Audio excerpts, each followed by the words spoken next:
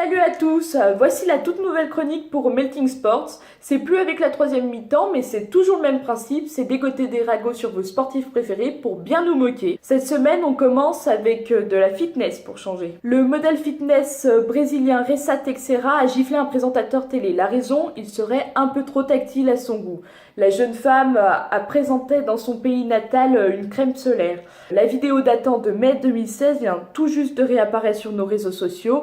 Un peu bizarre quand même. Bon, avec plus d'1 million de vues sur YouTube, ça sent légèrement le coup de pub. Dans le rétro de Jean-Michel Maire avec Soraya dans Touche pas à mon poste, on n'oserait pas accuser d'un plagiat brésilien. On rappelle quand même que le harcèlement sexuel, c'est mal et c'est un délit.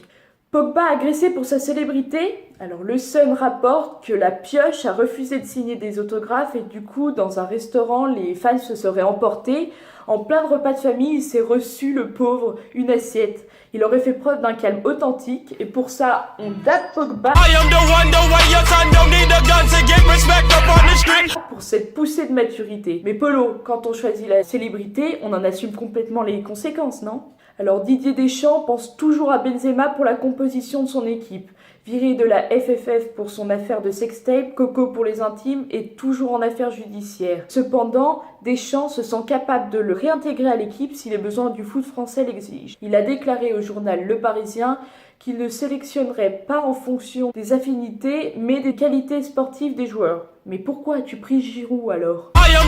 Bref, Didier, si tu penses que Benzé ne va pas replonger avec Ribéry, alors on va pouvoir rajouter naïveté à ton CV. Et comme dernière news, un footeux mécontent. Bon, ça sent déjà vu, mais bon, on vous l'a fait quand même. À la retraite, l'ancien gardien Bernard Lama balance sur SoFoot à propos des ex-coéquipiers.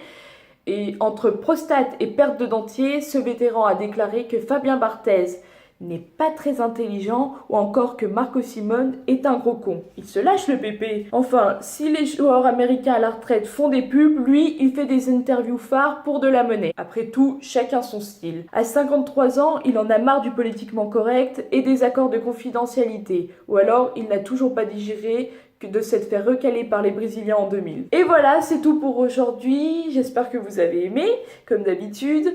Et je sais pas pour vous, mais les footeux aiment bien qu'on parle de C'est pourquoi. On se retrouvera la semaine prochaine pour une toute nouvelle émission avec plus de scoop, plus de gossip. N'hésitez pas à tweeter avec hashtag #MeltingSport.